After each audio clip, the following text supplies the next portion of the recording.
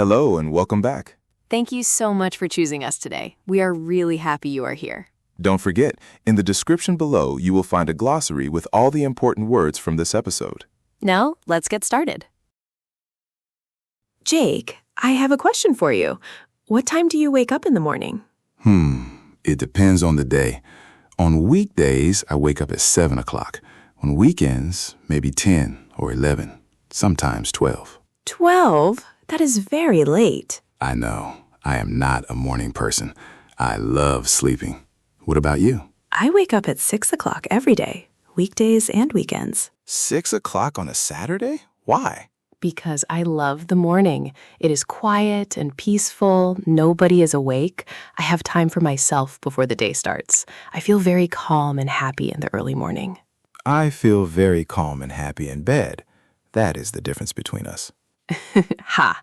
Yes, I think that is a big difference. Are you a morning person or a night person? This is actually an interesting question in English. A morning person is someone who has a lot of energy in the morning. A night person, or a night owl, is someone who prefers the evening and nighttime. I am definitely a night owl. I feel most awake and creative at 11 o'clock at night. And I am the opposite. By 10 o'clock at night, I am already very tired. I can barely keep my eyes open. So you go to bed early and wake up early, and I go to bed late and wake up late. We are completely different. Completely. But both are fine. The most important thing is that you have a routine that works for you.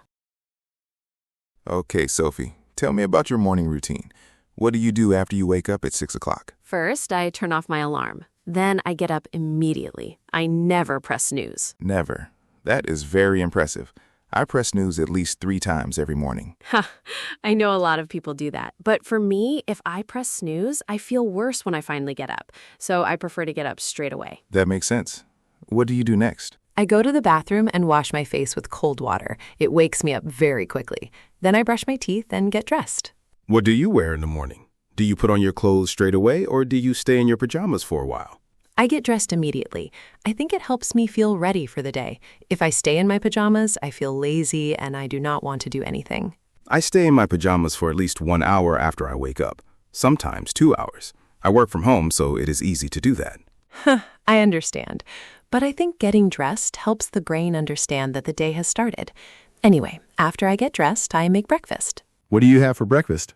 It depends on the day, but usually I have porridge with fruit or toast with peanut butter and a big cup of coffee. I cannot start the day without coffee. Me neither. Coffee is absolutely essential. Ah, yes. After breakfast, I go for a short walk, just 15 or 20 minutes. I like to be outside in the fresh air before I start work. It helps me think clearly and feel ready for the day. That sounds really nice.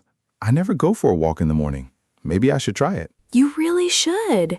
Even 5 minutes outside makes a big difference. Okay, now your turn. Tell me about your morning routine, Jake, and be honest. Okay, honestly. I wake up at 7 o'clock on weekdays.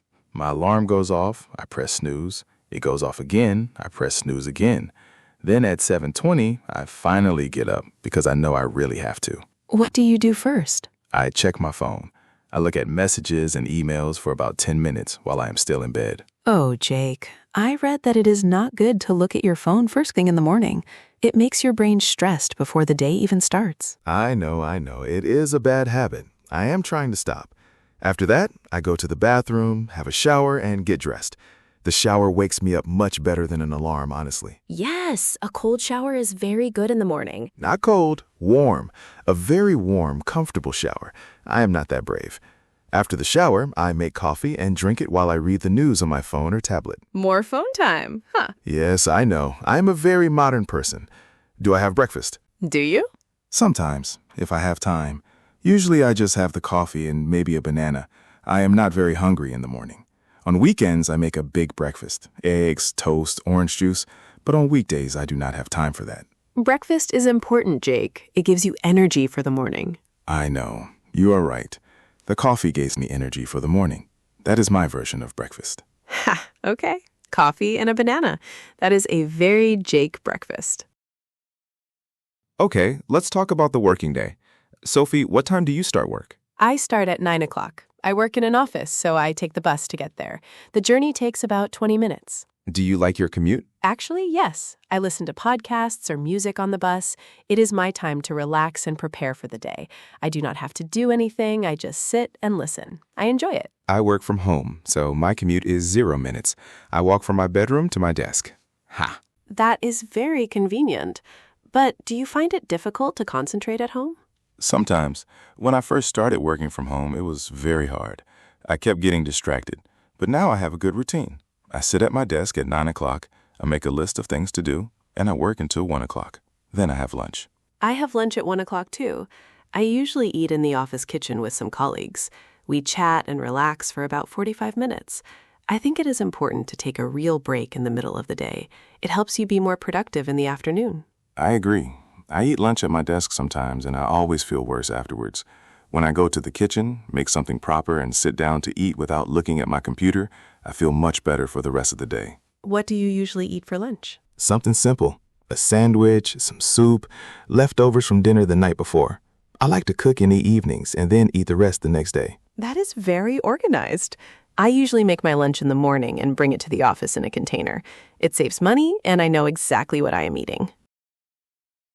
Now let's talk about the evenings. This is my favorite part of the day. What time do you finish work? Usually around 6 o'clock. I try not to work after 6. It is important to separate work time and personal time, especially when you work from home. I finish at 5:30, and I am usually home by 6. The first thing I do when I get home is change out of my work clothes and put on something comfortable, immediately. It is like a signal to my brain that work is finished. I do the same thing. I close my laptop, change my clothes, and then I feel completely different, like a different person. Exactly. It is a small thing, but it makes a big difference. After that, I usually cook dinner. I like cooking. I find it relaxing after a busy day. What kind of things do you cook? All kinds of things. Pasta, stir-fry, soup, curries. I like trying new recipes.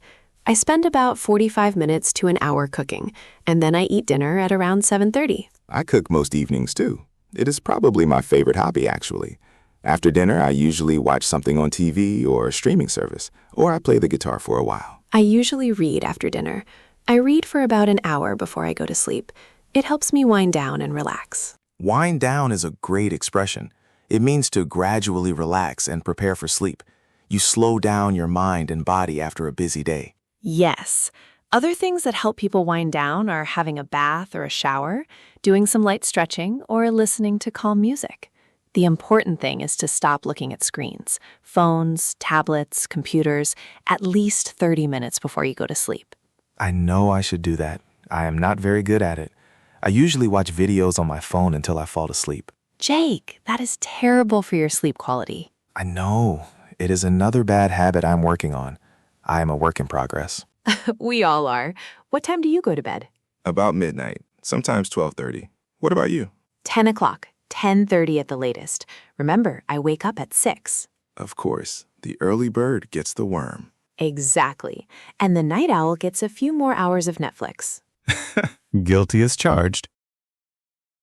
Before we go to your questions, let's do a quick review of the most useful vocabulary from today. These are the words and expressions you need to talk about your daily routine in English. The most important verbs for a daily routine are wake up, get up, have a shower, get dressed, have breakfast, go to work, start work, have lunch, finish work, come home, cook dinner, have dinner, and go to bed. Notice the difference between wake up and get up. Wake up means your eyes open and you stop sleeping. Get up means you actually leave the bed and stand up. So you can wake up at 7 o'clock but not get up until 7:30. That is my exact situation every morning. I wake up at 7, but I get up at 7:20. And the useful time expressions for a routine are first, then, after that, next, and finally. These help you connect the steps of your routine in a logical order. For example, first I wake up, then I have a shower. After that, I make breakfast.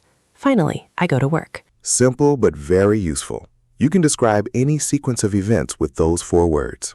And 2 more expressions from today: morning person and night owl. A morning person has lots of energy early in the day. A night owl prefers the evening and night. Night owl and proud of it. Aha. And finally, wind down. To wind down means to relax gradually at the end of the day. I read before bed to help me wind down. Okay, and now it is your turn. We have 2 questions for you today. Question 1. Are you a morning person or a night owl? And what is one thing you always do in your daily routine? Something you never skip?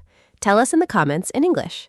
And question 2, which we ask every episode because we genuinely mean it, what topics do you want us to cover in future episodes? Maybe you want to practice English for travel, for work, for talking about your family, your health, your hobbies, anything at all. Write your suggestions in the comments and we will make those episodes for you.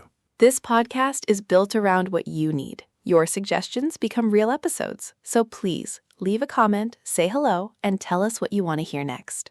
And if today's episode helped you, please share it with a friend who is also learning English. Every share helps us reach more people, and we are very grateful. See you in the next one. And that is the end of today's episode. Thank you so much for listening. The glossary with all the key words is in the description below. It is free, and it is there to help you. See you in the next one. Bye-bye.